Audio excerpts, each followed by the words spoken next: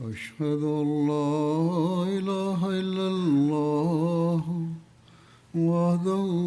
لا شريك له وأشهد أن محمدا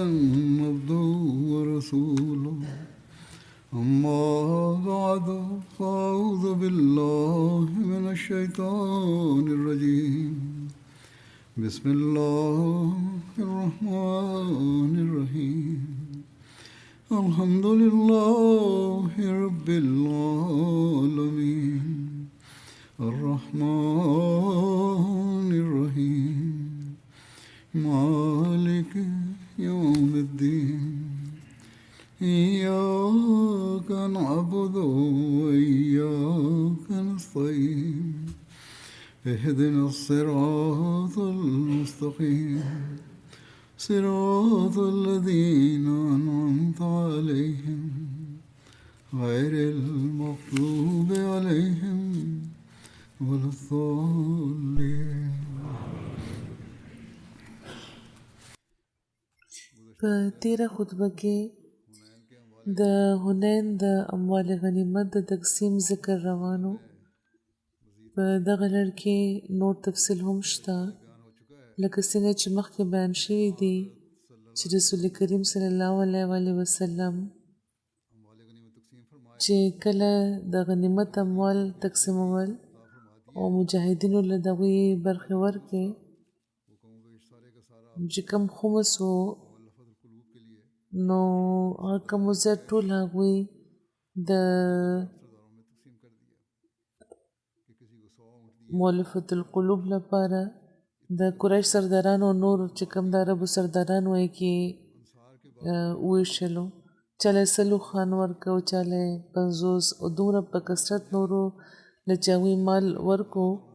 نو د انصارو ځینې هلکانو چې هغوی دا محسوسه کړه او دا یې ګڼل چې لکه د خپل د خدماتو او د رسول کریم سره د مینې په وجه هغوی د نورو په نسبت زیاته حقداره وو. نو هغوی دا ویل شروع کړه یغفر الله لرسول الله صلی الله علیه وسلم یؤتی قریشا ویدعنا وسیوفنا تقطر من دمائهم، چې خدای پاک د رسول الله وبخي هغوی قریشو له ډېر څه ورکوي لګیا دي او موږ پرېږدي. دا خیال د هغوی په زړه کې پیدا شوی و. حالانکې دوی وی چې زموږ د تورو نه له د دغو دشمنانو وینه څڅېږي لګیا ده. او همدغه شان دي کې چې دا هم وی چې کله حالات سخت دي نو موږ راوختلي کېږو او د غنیمت مال موږ نه بغیر مو نورو له ورکړی کېږي. رسول کریم چې دا خبرو نه خبر شو، نو هغوی د انصارو مشر حضرت سعد بن عباده راوخته او د ځینو په خیال دا ټولې خبرې هغوی ته رسونکي حضرت سعد وو. نو په دې رسول کریم هغوی نه دا تپوس کړی وو چې فأین انت من ذلک یا سعد، چې ستا دې باره کې څه رایه ده؟ نو هغوی ورته عرض وکړو چې یا رسول الله زه هم د خپل د قام تن یم، نو دا خبره په ما سره کولی شي. نو په دې رسول کریم هغوی ته وفرمیل چې ټول انصار راغونډ کړه. نو دوی ټول په یوه خیمه کې راغونډ شو او څه مهاجر هم شامل شوي وو. نو رسول کریم ورته وفرمیل چې ما صرف انصار راوښتي دي او مهاجر هلته نه ولېږل. بیا هغوی انصارو ته خطاب وکړو، ورته وفرمیل چې د انصارو ډلې دا کومه خبره چې ستاسو له طرفه ما ته رارسېدلې ده هغه څه ده؟ د رسول کریم په دغه خبره د انصارو چې کوم صاحب الرای خلک وو هغوی دا وایي چې یا رسول الله زموږ هوښیارو خلکو کې چې داسې خبره نه ده کړې، خو ځینې هلکان دي چې جذباتي دي هغوی دا ویلي دي چې خدای پاک د رسول کریم وبخي دي قریشو له خو ډېر څه ورکوي لګیا دي او موږ د دې د بخښنو نه محرومه یو. حالانکې زموږ ترونه د دغو دشمنانو وینه څڅي لګیا ده. نو رسول کریم په انصارو باندې چې کوم احسانات و انعامات و دغه ذکر هغوی وکړو، هغوی ته هغوی وفرمیل چې انصارو چې کله زه تاسو ته ملاو شوی وم نو ما تاسو ګمراه نه وی لیدلی او بیا خدای پاک زما په ذریعه تاسو له هدایت درکو او تاسو خور ور منتشره قام وی او د یو بل دشمنان وی او خدای پاک زما په وسیله تاسو کې مینه او محبت پیدا کړه او تاسو نادار او محتاج وي خدا پاک زما په وجه تاسو غني کوي او مالدار کوي رسول کریم چې کومه خبرم کوله نو انصار پاقي وی چې دا هر څه د خدا او د رسول احسان دی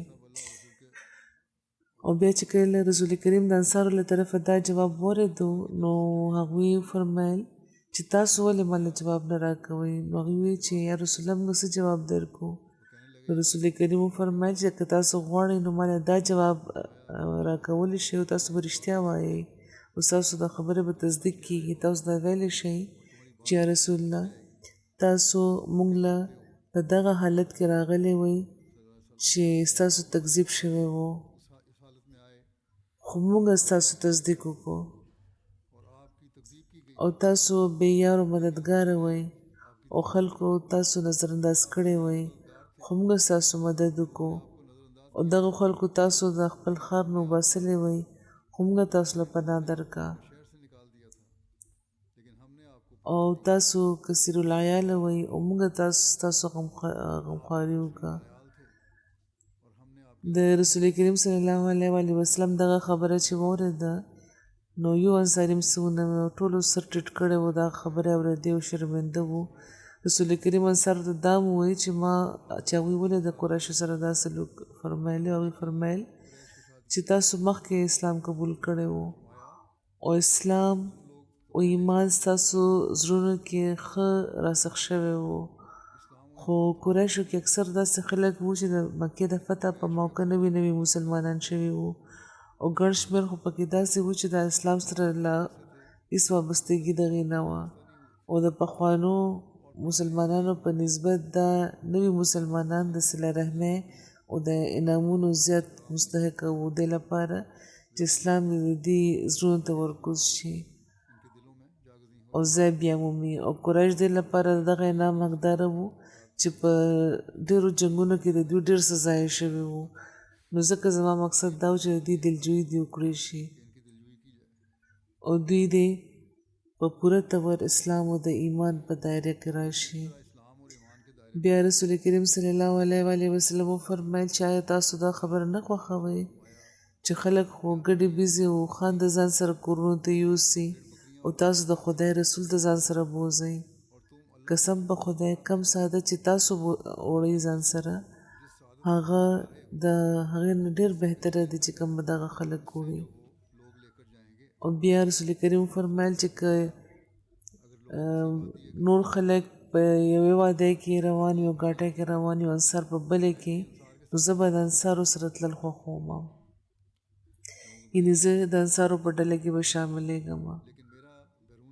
هغوی فرمایل چې دا خلک زما بیروني لباس دی او انصار زما اندروني لباس دی یعنې کومه کپړه چې بدن سره لګېدلې وي بیا رسول کریم صلی الله علیه وسلم فرمایل چې انصارو ما نه پسه به تاسو دا ګورئ چې نورو له په تاسو ترجیح ورکړی کېږي خو تاسو به صبر کوئ تر دې چې په حوض کوثر ستاسو ما سره ملاقات وشي یعنې د قیامت په ورځ چې کله ملاقات کېږي او سرداري به تاسو ته نه میلاویږي په آخره کې رسول کریم د انصارو لپاره دعا کړې او فرمایلي چې یا خدایه په انصارو رحم وفرمایه د انصارو په اولادو باندې رحم وفرمایه او د انصارو چې کوم آینده نسلونه دي هغې باندې رحم وفرمایه راوي وایي چې رسول کریم چې دا خطاب فرمایلو نو انصارو ژړل ان تر دې چې د هغوی ږیرې د هغې په اوښکو لوندې شوې او هغوی دا وی چې ردینا برسول الله قسم وهذا چې مونږ د رسول کریم په تقسیم په خپله برخه راضي وو په پوره زړه حضور فرمایي چې کله په بېخیالۍ کې یوه خبره شوې وي او هغه ډېر د لرې پورې نتیجې لري رسول کریم په تقسیم باندې د انصارو ځینې ظلمو د ناپسندیدګۍ اظهار کړی او ټولو نه و کړی خو د خدای او د خدای د رسول صلی الله علیه دا خبره داسې وه چې د خدای او د خدای رسول خفګان په دې باندې داسې شو چې د دې نتیجه انصارو زغملې ده تر قیامت پورې. حضرت مسلم فرمایي چې رسول کریم چې کله مکه فتح کانو د مکې خلک هغوی له راغلي وو، هغه چې په دغې په نظرونو کې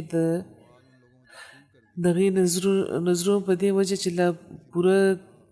تور هغوی د ایمان نه خبر نه وو، لا د دنیا طرف ته وو دغوی نظرونه. او د نه پس یو جنګ چې پکې اموال مسلمانانو په لاس راغلی و، نو رسول کریم هغه اموال په خلکو کې تقسیم کو. او یو انصاري زلمي په یو مجلس کې دا وی چې زموږ تورونه نه وینه سسي لګیا، د رسول کریم اموال خپل خپلوانو کې وویشل.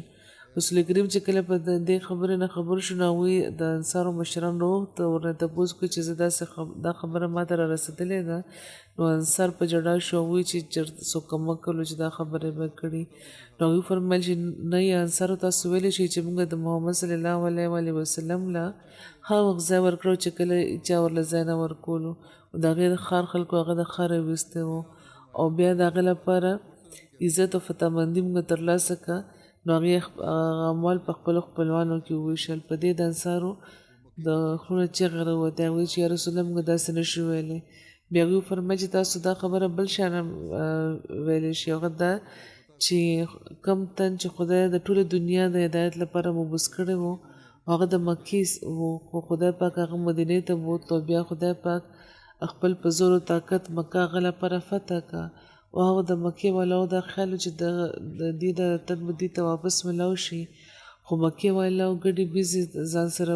یوړې، او مدینې والاو د خدای رسول د ځان سره بوتلو، د خپل ښار طرف ته لاړه. بیا هغوی چې بېشکه دا خبره د بیوقوف له خولې راوتې وه، خو بیا د دې په وجه به اوس په دغه دنیا کې حکومت تاسو ته نشي میلاوی دی. اوس تاسو د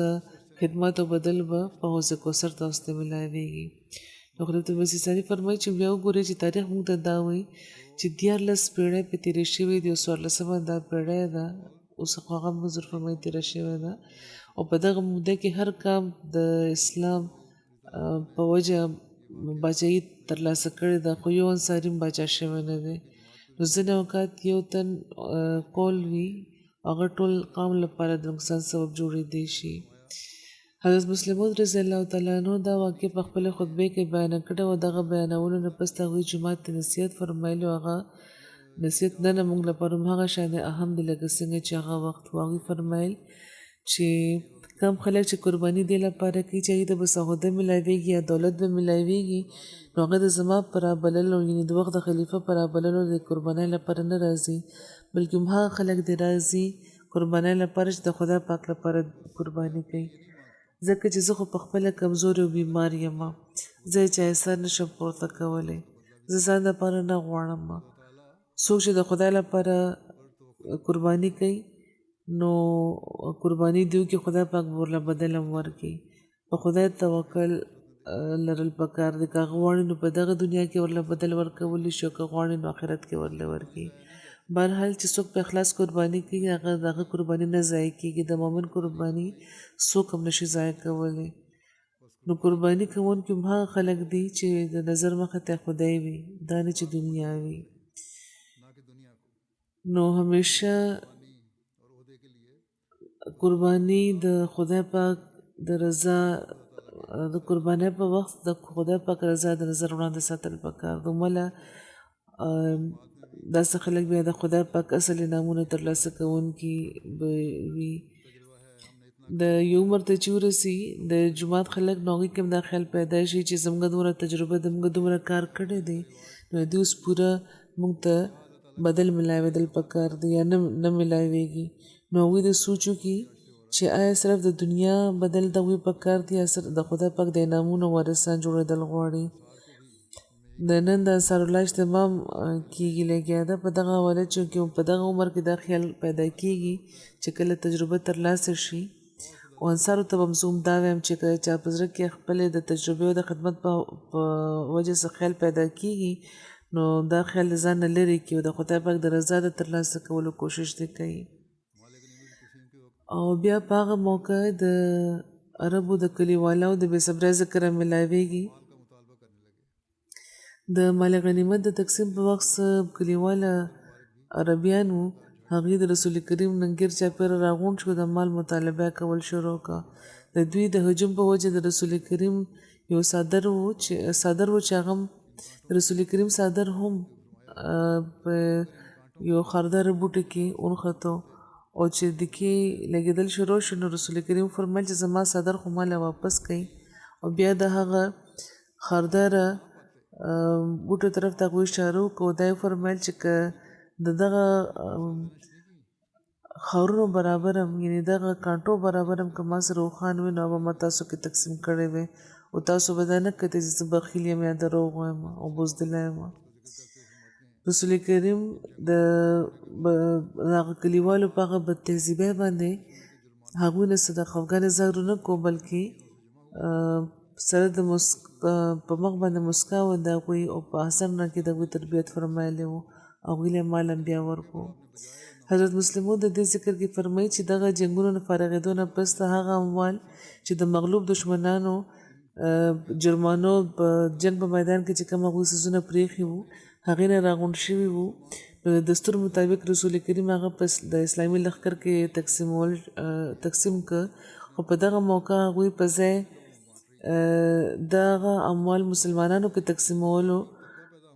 په ځای د دې چې هغوی دا اموال مسلمانانو کې تقسیم کړی وی هغې د مکې او د خواوشا چې کوم اوسېدونکي خلک وایي کې دا وویشلو او دغه خلکو کې لا ایمان خو نه پیدا شوی او ډېر پکې لا کافرانو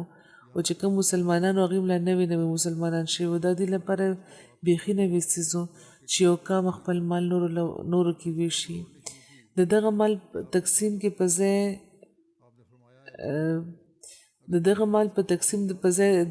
د دغه مال په تقسیم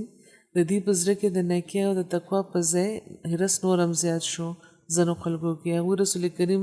نه ګیر چاپېر راغونډ شو نورې غوښتنې هغوی شروع کې تنګولې شروع کړو او دې کې ورله ورکوله او یو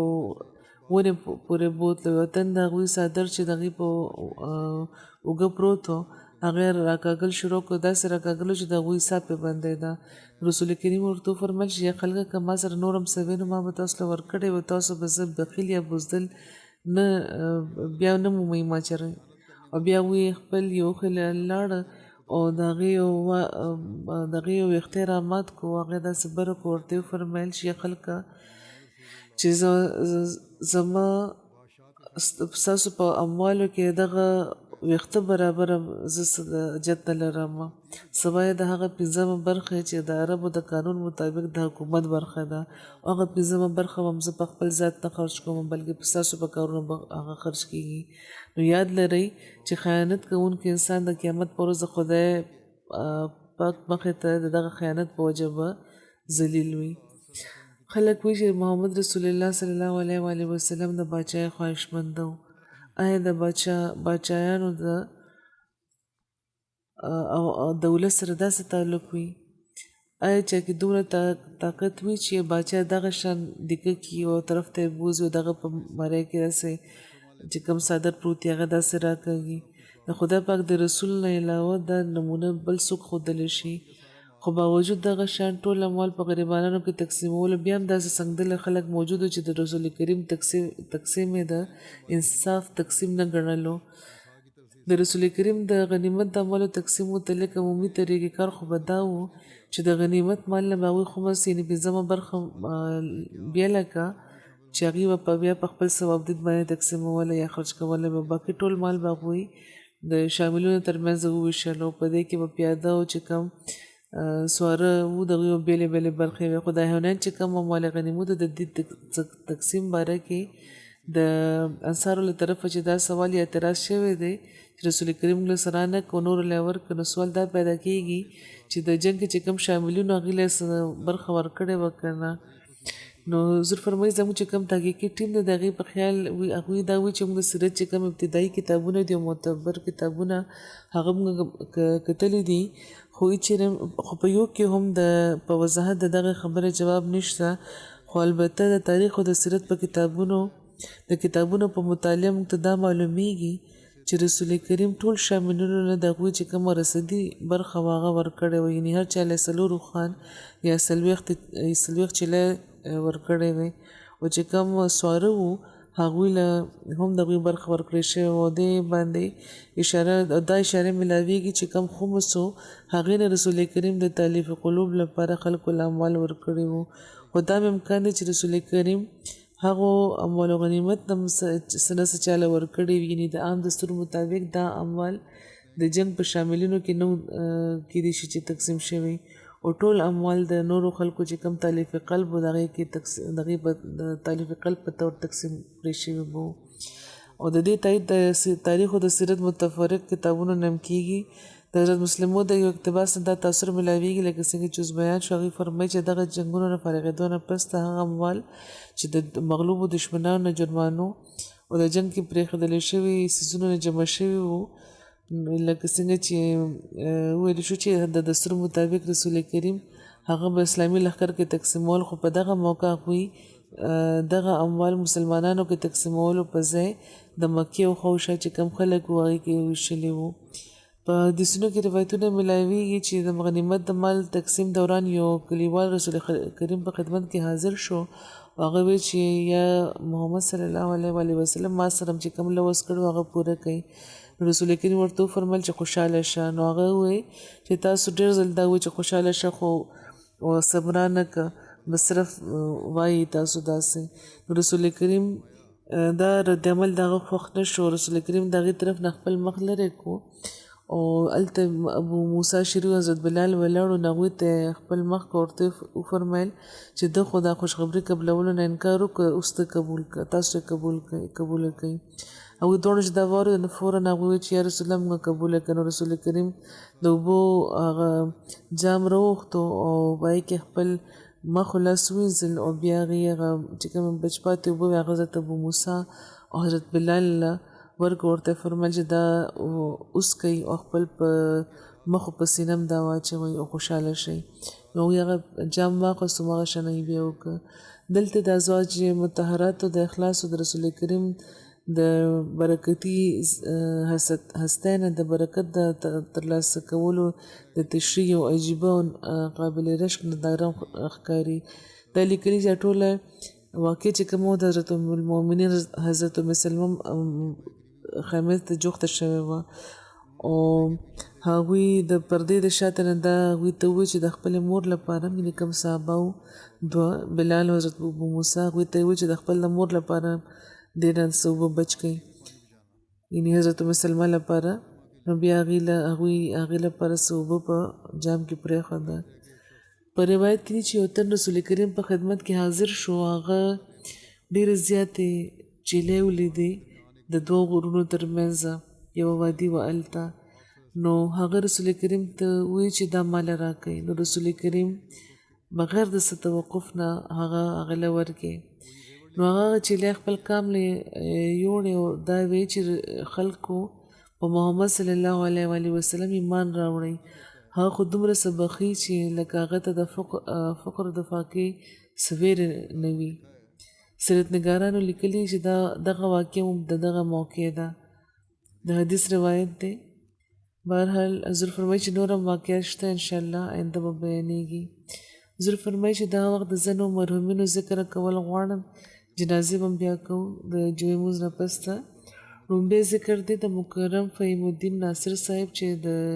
سلسلې مبلغ په رومانیه کې په تیرو ورځو کې د 52 کال عمر کې وفات شوی دی. ان لله و انا الیه راجعون. د خدای پاک په فضل موسی وو. د دې په خاندان کې د احمدیت نفوذ د دې د غور نیکه د حضرت مرزا علمدین صاحب په ذریعه شوی وو، چا چې د خط په ذریعه د حضرت مسیح موعود علیه السلام د بیعت سعادت ترلاسه کړی وو. قادیان سره جوخت یو کلی دی لودي ننګل. دا غزي د جماعت امام نور محمد صاحب د حضرت مسیح موعود علیه السلام بیعت کړو راغلی وو او هغوی چې واپس کلي ته راغله نو اعلان یې وکړو چې امام مهدي راغلی دی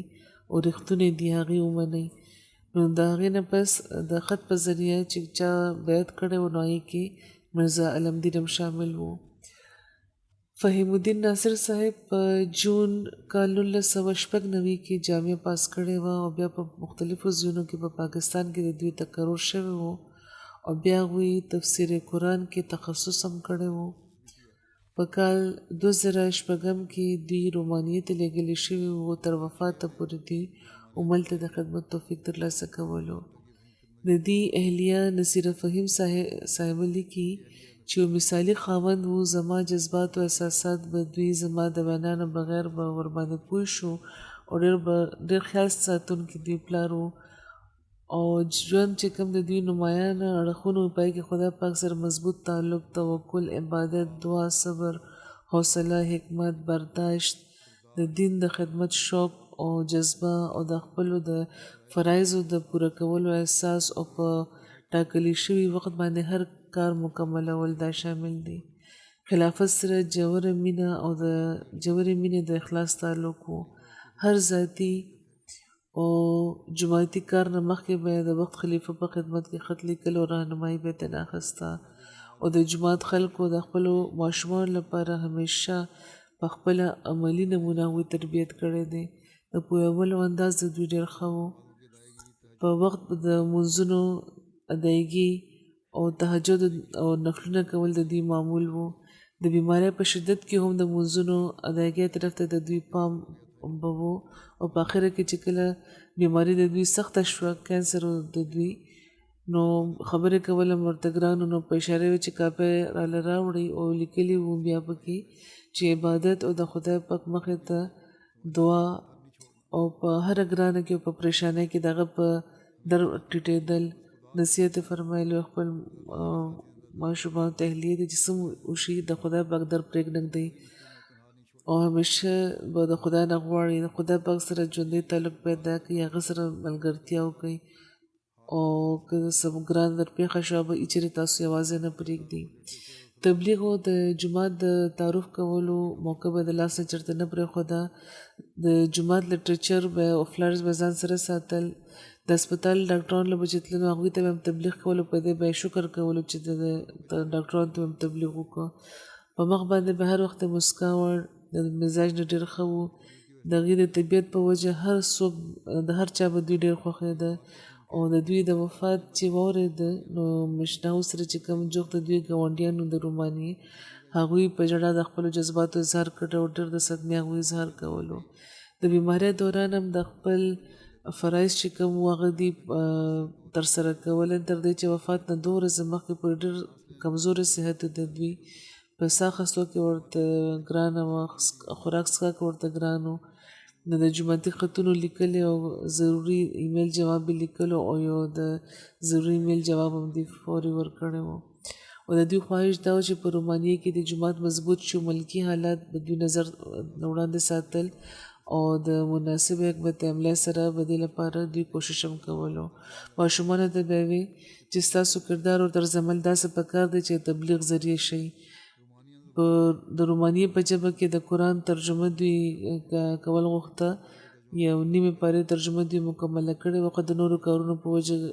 نور کار پرې ونه کړی شو.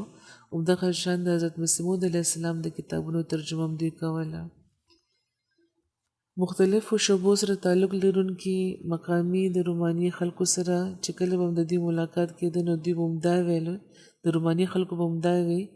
چې د دوی ژبه ډېره ښایسته ده، ادبي ده، چې په عام طور د هغو پروفیسرانو وي چې په یونیورسټۍ کې سبق ښیي. د هغه ځي مقامي خلکو به دا وي چې موږ یو غیر روماني تن داسې نه دي لیدلی چې دومره ښه دا ژبه ویلي، دومره ښه وه د دوی دا ژبه. د دې والده صفیه بیګم صاحبه وایي چې د مرحوم نیکه او نیا دواړه د حضرت مسیح موعود علیه السلام صحابیان وو. مربي صاحب اعلی اخلاق لرل، حضور فرمایي هر څوک د دې ذکر کې لګیا دي. حسن سلوک او صبر او د دیني کارونو شوق خدای پاک دې له ورکړی و. دوی چې ډېر مور یې وایي چې ډېر فرمانبرداره زوی و. د دې والد صاحب د دې د پیدایش نه مخکې خوب لیدلی و چې هغوی یو ماشوم په هغې کې اوچت کړی دی او هغه ته ګوري لګیا دي چې د هغې په تندي باندې ستوري او سپوږمۍ جوړ شوي دي. او بیا وایي چې کله دا مربي جوړ شو نو موږ پوه شو چې انشاءالله دا به ضرور یو ورځ به دا همداسې پړه کېږي. په کال 2006 کې دوی رومانیې ته تللي وو. د رومانیې لومړی مبلغ وو او هلته هغوی ژبه هم زده کړه او ډېر ښه دوی ژبه زده کړه. هلته د دوی د ګریجویشن ډګري مو اخیستی وه. د جومات لپاره دوی ډېر کار کړی دی، ډېر جومات هلته رجسټر کړی وو، مشن هاوس جوړ کړی وو او تر هغې به په ارام نه کېناسته تر څو چې د هرې ورځې کار به دوی پوره کړی نه و. د دوی رور رفیع الدین صاحب وایي چې د میټرک نه پسته په خپله د چا د وینا بغیر دوی جامع ته تللي وو او بیا وقف دوی ډېر په ښه رنګ کې پوره کړو. حضور فرمایي چې په حقیقت کې دوی وقف پوره کړی و. چوټي به هم دوی نه اخیسته سوای د یو ځل نه دوی چې دوی چوټي اخیستې وه هغه وخت چې کله د دوی کشره خور هغه وفات شوې وه. د دوی زوی مرزا لبید وایي چې میډیکل کالج کې چې داخله مې واخیسته نو ګرانو سره مخ شوم. ډېر فکر و راته چې دا به تعلیم به مکمل کړی شم که نه. دوی هره ورځ به راته فون کولو، همت به راته راکولو، د درود شریف ویلو طرف ته، تهجد کولو طرف ته، دعاګانو طرف ته به تلقین کولو، د محنت تلقین به یې کولو. همدغه شان هغوی ماله حوصله راکوله. د دوی بل زوی دی دانش هغوی وایي چې یو تن چې دوی سره یو ځله ملاو شوی دی چې د هغې د وفات خبرې اورېدلی دی نو ژړلی. دا به یې وایي چې ډېر نیک و پرهیزګاره انسان و، ډېر شفقت کوونکی و. د لټویا مبلغ لیکي چې مرحوم ډېر محنتي او بااخلاقه او خوشمزاجه انسان و. د دې د عاجزۍ او د انکسارۍ او د سادګۍ په وجه هر انسان به دې ډېر خوښېده او د دې په طبیعت کې یو خاص ګرمجوشي به وه، په مخ به مسکا وه. او د دې په ملک په رومانیې کې ځینې د نورو ملکونو الکانو چې هغوی به هم سبق ویل د هغې د تعلیم لپاره هلته اوسېده، د هغې سره به هم دوی ډېر د مینې سلوک کولو. تصویر جاوید چې میډیکل کالج کې سبق ویل اوس ډاکټر جوړ شوي دي، دوی وایي چې د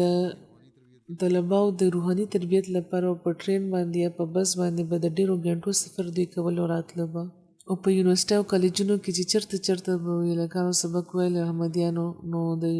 هلته به دوی ځان رسولو د هغې د تربیت لپاره. د جومات پیسې بچ کولو به دوی ډېر خیال کولو،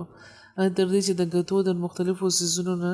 دوی په خپله یو ډایس هم جوړ کړی و چې د جوماتي پیسې بچ شي.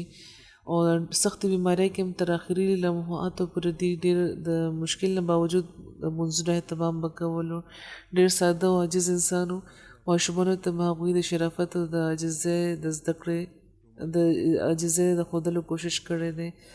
روماني نه راغلی دی یو عظیم رومان شمس، هغوی وایي چې امتحان راته ډېر ګران و او شک و راته چې پاس به کړی شم که نه. مربي صاحب راته تسلي راکړې وه چې فکر مه کوه، امتحان نه مخکې به زه تا داسې په نقطو پوه کړم چې انشاءالله ته به کامیابه شې. او بیا د دې فایده هم هغوی ته شوې وه. عدیل ادنیان د رومانیې نومبایي دي، هغوی وایي چې ما دې هسپتال ته دوی راوستي وو نو په بله ورځ یو جوماتي کار په سلسله کې دوی زما مدد وغوښتو او هغې لپاره یو جفت ښار دی هلته تللو. وایي چې موږ کار لپاره لاړو نو په لاره کې په مختلفو موضوعاتو خبرې کولې. په یو موقع یو څو منټو لپاره مربي صاحب یو جذباتي کیفیت کې ما ته ووایي چې که خدای به که دې باندې څه چلو شو دلته نو همدلته به ما وی بیا ښخ کړي چې دا خبره د یاده پاتې شي چې دا دلته راغلی و، دلته د مثبته تبدیلي پیدا کړې وه. بیا لیکي چې صحت صحت خرابېدو نه باوجود همیشه به دوی په خپل لیپټاپ باندې کار کولو او په خپله به دوی یو خط لیکلو، خپل کار جاري ساتلو دوی پوره کوشش کولو. همیشه د خدای پاک د دین او د نورو لپاره به زیات فکرمنده و، تر آخري ساه پورې ځان باره کې سوچ نه کولو. بیا لیکي دا نومبایي چې ما مربي صاحب خپل وخت او خوب نورو لپاره لیدلی چې دوی به قربانول او همیشه په دې خبره شکرګزاره و چې د نورو د خدمت توفیق ورته میلاویږي. وایي چېرې هم د چا باره کې د دې د خولې نه بده خبره نه ده اورېدلې. په جړا به د خپل کوروالاو لپاره بلکې د روماني جومات لپاره او د دې خلکو لپاره به دعاګانې کولې. او یو ورځ به چېرته چوټي نه اخیسته او نه به آرام کول غوښته، ځکه چې دا به وایي چې دا د هغوی فرض دی چې هغوی د جومات په هره طریقه بهترینه صلاحیتونو سره د خدمت وکړي. که څومره ور دپاره خوب یا صحت قربانول پېښ شي همیشه به خپل ټول توکل په خدای لرلو، نورو ته به هم د دعا کولو، د خدای پاک په مدد باندې ډاډ لرلو، تلقین کولو، ترغیب به ورکولو. دی وایي چې دا نو ما وایي چې د مربي صاحب صرف مربي نه و چې بلکې ما دپاره د پلار په شان دی، یو غیر معمولي روحاني رهنما و، یو ډېر ښه او جفت ملګري و. حضور فرمایي چې دا د مربي هغه صفات دي چې کوم دغه نو ما بیان کړ، همدغه تربیت و نمونه ده چې کوم په تبلیغ او په تربیت کې اسانه پیدا کوي، نتایج پیدا کوي. په غیر ملک کې د دین خاطر چې قربان شوي دي، په دغه لحاظ د دې مقام د شهید مقام دی. تر آخري ساه دوی خپل د وفا لوز پوره کړی دی او خیب پوره کړی دی. همیشه ما لیدلی دی حضور فرمایي چې دوی په مخ به مسکا وه. مولوي عبیدالله صاحب د موریشیس چې د عمل په میدان کې وفات شوي، حضرت مسلم موعود رضی الله تعالی عنه د دې په ذکر کې فرمایلي و، جماعت ابن سید فرمایلی و چې داسې خلک شهیدان وي او د مرحوم نه سبق اخیستل پکار دی موږ ته. نو یقینا فهیم ناصر صاحب مرحوم هم همداسې یو کردار و او دا یو نمونه وه، یو سبق و او په خاص طور واقفین زندگی لپاره دا یو سبق دی. خدای پاک دې د مرحوم درجات اوچت کړي او د دوی والدین او د دوی اهلیل او ماشومان له ټوله له دې صبر ورکړي. بل ذکر دی د مکرم عبدالعلیم فاروقي صاحب چې د کینیډا د عبدالرشید فاروقي صاحب زوی و. تېرو ورځو کې دی وفات شوی دی. انا لله و انا الیه راجعون. مرحوم موسیب و.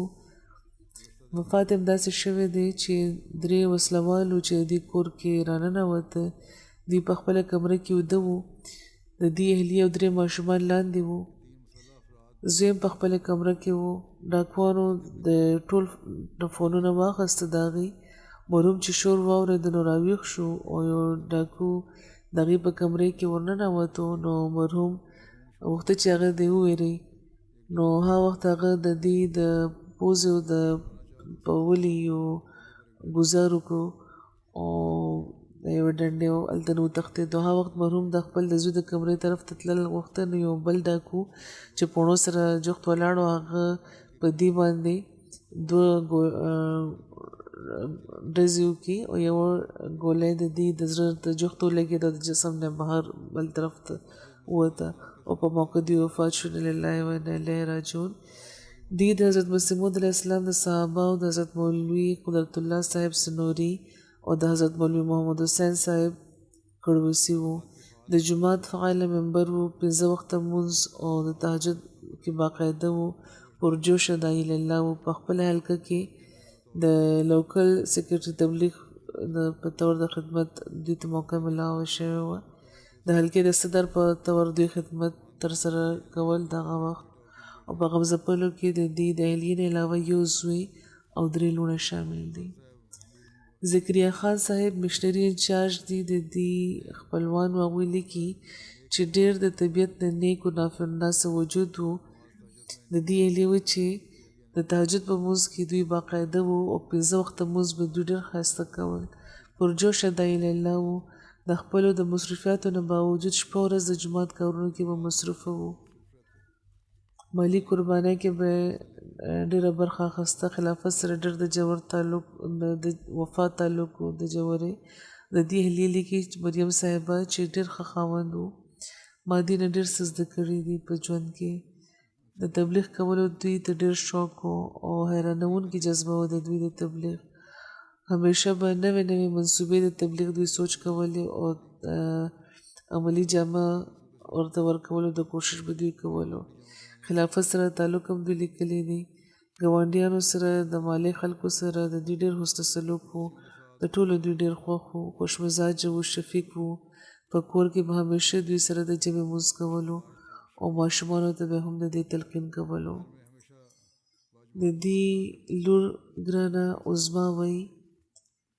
چې وړو وړو خبرو نه واخله تر لویو لویو ضرورتونو پورې به دوی د هر څه فکر لرلو. ټوله ورځ په کار یا د جومات په کارونو کې به دوی مصروفه وو او بیا به دوی د شپې چې د کېدو په وخت زموږ کمرو ته به راغله او تپوس به یې کولو زموږه چې څنګه وخت تېر شو، مونځونه هم کړي دي که نه. خپل باره کې به هم دوی ویل. نو یو دوستانه ماحول و موږ سره د دوی. د دوی زوی کظیم وی چې زموږ پلار موږ لپاره یو نمونه و موږ دوی وی چې زه به کوشش کوم چې انشاءالله د هغوی په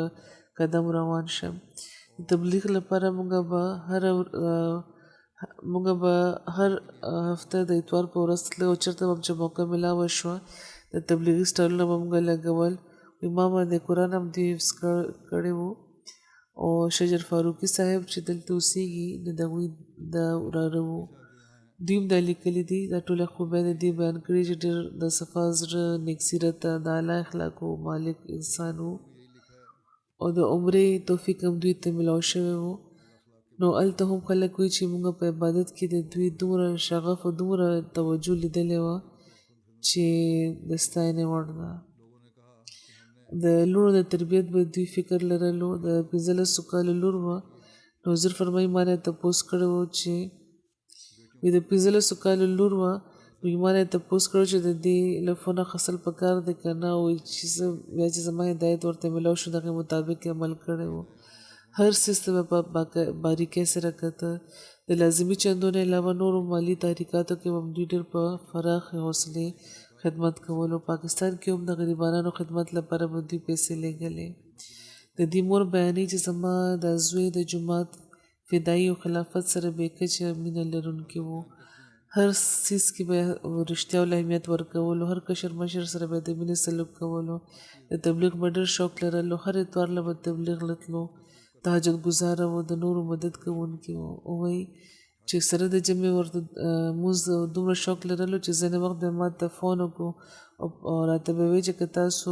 مونځ نه دی کړی نو انتظار وکړئ زه راځم او موږ به یو ځای مونځ وکړو خدای پاک د دې سره د مغفرت او د رحم سلوک وفرمایي د دې د مور ته اهلیت او ماشومانو له د صبر ورکړي او د دې اولاد د دې په نیکه نمونه او د دې په خواهشاتو باندې روان شي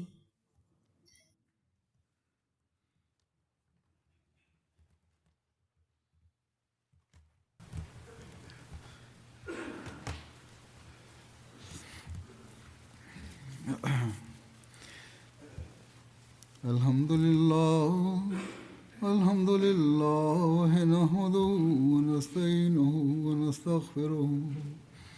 ونؤمن به ونتوكل عليه ونعوذ بالله من شرور أنفسنا ومن سيئات أعمالنا من يهده الله فلا مضل له ومن يضلل فلا هادي له ونشهد أن لا إله إلا الله ونشهد أن محمدا عبده ورسوله عباد الله رحمكم الله